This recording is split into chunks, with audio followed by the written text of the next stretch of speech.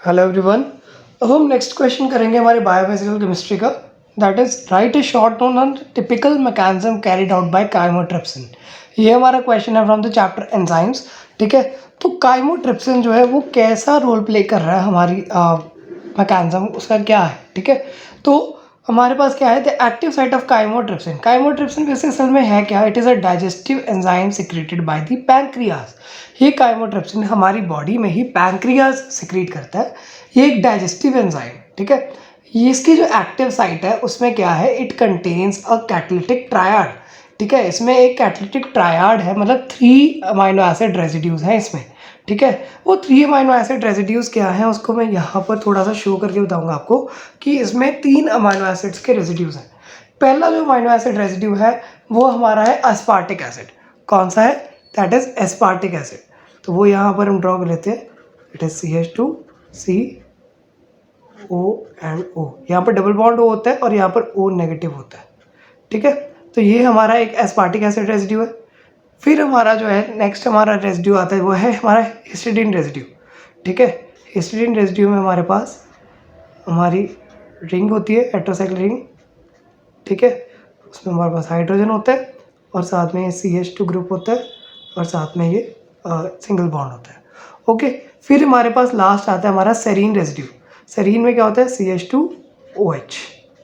ठीक है, तो ये हमारा सेरीन रेजिड्यू है। अब ये 3 अमाइनो एसिड्स का हमारा जो है कैटालिटिक रेजिड्यू है।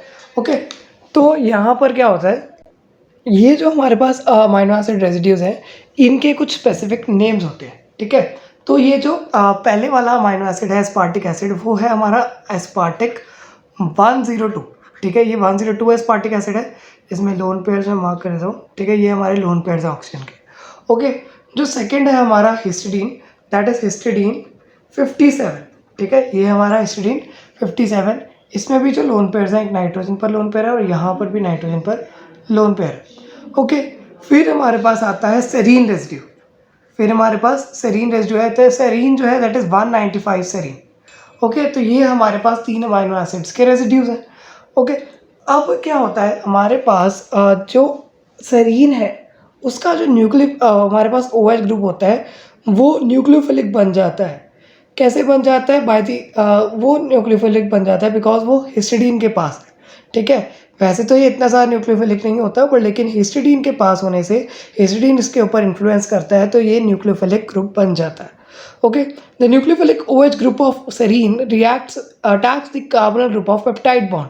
ठीक है, ये हमारे पास जो न्यूक्लियोफिलिक ग्रुप होता है ये अटैक करता है हमारे कार्बोनल ग्रुप को जो कि हमारा पेप्टाइड बॉन्ड से है।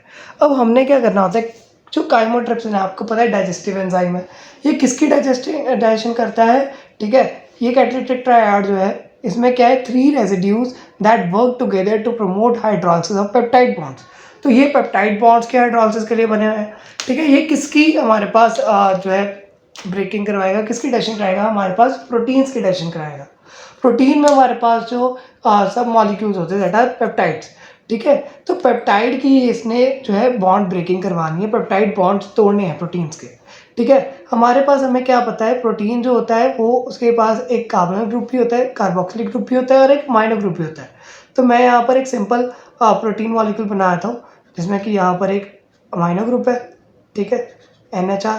ठीक है, और एक हमारे पास एसिड ग्रुप है C+OR। ठीक है, तो ये हमारे पास जो इस तरीके से हमारे पास ये हमारा हो गया हमारा अमाइनो एसिड। ठीक है, अब रिएक्शन होती कैसे है, रिएक्शन होने के लिए हमारे पास क्या होता है, जो सेरीन है उसका जो OH है वो अटैक करता है कार्बोनिल ग्रुप पर, अटैक से carbonyl group of peptide bond to form a tetrahedral intermediate. अब इसमें क्या बनेगा, टेट्राहेड्रल इंटरमीडिएट बनेगा। उस इंटरमीडिएट को यहाँ पर शो करेंगे, जस्ट वेट अ सेकेंड। तो ये हमारा जो है यहाँ पर हम ड्रॉ कर देंगे इंटरमीडिएट। ठीक है, फिर से वैसे ही ड्रॉ करेंगे। पहले हमारे पास 3 रेजिड्यूज हैं। मेन हमारा जो यहाँ पर इंटरमीडिएट बनना है वो इस पोजीशन पर बनेगा। ठीक है, अब हमारे इंटरमीडिएट में होता क्या है, जैसे हमारा पहले जो CH2 था वो एज इट इज़ रहा। फिर OH में जो हमारा H है वो हमारा H ग्रैब कर लेता है नाइट्रोजन, ठीक है। नाइट्रोजन हमारा जो है यहाँ से H ले लेता है, तभी ये न्यूक्लियोफिलिक ग्रुप बन जाता है। तो ये O के साथ क्या आएगा आगे, ये C अटैच हो जाएगा, ये कार्बन। अब ये जो O है इसके ऊपर क्या थे, 2 लोन पेयर से, अब एक लोन पेयर और आ जाएगा, तो ये सिंगल बॉन्ड O बन जाएगा, ठीक है, और नेगेटिव चार्ज आ जाएगा इसके ऊपर। तो ये हमारे पास लोन पेयर्स बन गए। अब ये एक C के साथ क्या था, एक NH और R ग्रुप था, तो यहाँ पर एक NH और R ग्रुप लिख देंगे, और यहाँ पर भी एक R ग्रुप था तो यहाँ पर भी एक R ग्रुप लिख देंगे। तो ये देखो, ये C के साथ 4 ग्रुप्स हो गए, तो ये क्या बन गया हमारा, एक टेट्राहेड्रल इंटरमीडिएट, ओके। अब साइड वाले जो हमारे पास जैसे अमाइनो एसिड रेसिड्यूज थे वो एज इट इज़ रहेंगे, ठीक है। इनमें देखो ये हमारा CH2 है, तो इसमें बॉन्ड लाइन फॉर्मूले से ये CH2 रिप्रेजेंट कर सकता हूँ, और साथ में हमारी ये 5 मेंबर्ड रिंग आ जाएगी, ओके। तो यहाँ पर डबल बॉन्ड्स आ जाएंगे। अब देखो ये डबल बॉन्ड जो है ये ब्रेक हो जाता है, क्यों, क्योंकि नाइट्रोजन ने एक हाइड्रोजन को गेन कर लिया है, तो ये यहाँ पर पार्शियली इससे दोनों नाइट्रोजन के ऊपर एक्ट करता है, और यहाँ पर पॉजिटिव चार्ज आ जाता है, ओके। और यहाँ पर नाइट्रोजन के साथ हाइड्रोजन होता है। अब ये यहाँ पर क्या था, ये यहाँ पर O नेगेटिव था, तो मैं इसे भी CH2 को ऐसे लिख लेता हूँ, ठीक है। और ये वाले C डबल बॉन्ड को ऐसे C डबल बॉन्ड हो, और ये नेगेटिव, और इसके साथ जो है हमारे पास हाइड्रोजन कनेक्टेड हो जाता है, ठीक है। ये हाइड्रोजन को एब्स्ट्रैक्ट करने की कोशिश करता है, ठीक है। अब देखो फ्रेंड्स, हमारे पास क्या लिखा है आगे, the tetrahedral intermediate breaks up after transfer of proton from histidine और टू अमाइड नाइट्रोजन एटम, ठीक है। तो ये जो है हिस्टिडीन का जो नाइट्रोजन था, ठीक है, ये प्रोटोन कहाँ पर चला जाता है, अमाइड के पास, ठीक है, अमाइड के नाइट्रोजन एटम के पास। तो यहाँ पर कैसे ट्रांसफ़र हो रहा है, हमारे पास जो अमाइड में है लोन पेयर ऑफ इलेक्ट्रॉन्स है, ठीक है। तो यहाँ पर से लोन पेयर जो है हाइड्रोजन को एब्स्ट्रैक्ट करने की कोशिश करेंगे, ठीक है। तो ये जब एब्स्ट्रैक्ट करते हैं तो क्या होता है, हमारे पास यहाँ पर जो नेगेटिव चार्ज है वो यहाँ पर कार्बन के पास आता है, और नाइट्रोजन के पास अपने बॉन्ड जो है लोन पेयर्स फिर से वापस चले जाते हैं, ठीक है। तो इससे क्या होता है, हमारे पास ये RNH2 जो है सेपरेट हो जाता है, ये माइन हमारा एज लिविंग ग्रुप निकल जाता है, ओके। और बाकी जो है बाकी चीज़ें भी एज इट इज अटैच हो जाती हैं, तो मैं उसको भी ड्रॉ कर सकता हूँ। So just wait a second. तो यहाँ पर हम इसे ड्रॉ कर देंगे। कैसे ड्रॉ करेंगे, फिर से बॉन्ड लाइन फार्मूला ही हम यूज़ करेंगे, कोशिश करेंगे कि ज़्यादा से ज़्यादा बॉन्ड लाइन फार्मूला यूज़ करें, ठीक है। बाकी आप पेपर में तो प्रॉपर ऐसे बना सकते हो कार्बन नंबर लिख के, लेकिन मैं यहाँ पर बॉन्ड लाइन फार्मूला ही यूज़ कर रहा हूँ, ठीक है। ये 2 कार्बन के बीच में डबल बॉन्ड था, तो यहाँ पर नेगेटिव चार्ज था। अब ये नेगेटिव जो है it has attracted the hydrogen atom of the histidine, ठीक है। तो यहाँ पर ये ऐसे हाइड्रोजन अटैच था, और जो यहाँ पर नाइट्रोजन है उससे तो हमारा हाइड्रोजन चला गया ना दूर, तो ये नाइट्रोजन फिर से हमारे पास डबल बॉन्ड आ जाएगा, वो हमारा पॉजिटिव चार्ज रिमूव हो गया। यहाँ पर CH2 ग्रुप था, और साथ में क्या था, यहाँ पर जो CH2 ग्रुप है, एक CH2 ये रहा, इसको मैंने ऐसे लिख दिया, फिर साथ में O है, और साथ में क्या आएगा, C डबल बॉन्ड O और R, ठीक है, साथ में आएगा C डबल बॉन्ड O और R। इस तरीके से हमारे पास ग्रुप्स बन गए, ओके। अब हम क्या देख रहे हैं कि हमारे पास जो है अमोनिया भी सेपरेट होना है, ठीक है, अमाइन भी सेपरेट होना है। तो वो कैसे होता है, नाइट्रोजन जो है उसके बाद लोन पर है, तो वो हमारे पास अट्रैक्टेड होता है विद RNH2 ग्रुप से, ठीक है। तो ये हमारा जो है हमारा अमाइन सेपरेट हो जाएगा इस तरीके से, ओके। तो यहाँ पर हम क्या लिख सकते हैं, इस एरो पर हम लिख सकते हैं दैट अमाइन ग्रुप डिपार्ट्स। तो ये डिपार्ट कर गया। अब जब डिपार्ट कर जाता है तो बाकी सारा कुछ एज इट इज रह जाएगा, फिर सेम हमने ऐसे ही बना देना है। इस हमारे पास काइमोट्रिप्सिन वाले क्वेश्चन में मेनली ये क्वेश्चन में हमारे पास रिएक्शन ही चेक होती है ज़्यादातर, है ना। थ्योरी तो मैंने थोड़ी थोड़ी लिखी है, रिएक्शन पार्ट अच्छे से बना रहा हूँ, तो ये आप भी ऐसे बना सकती है, बहुत ईजी है, ठीक है।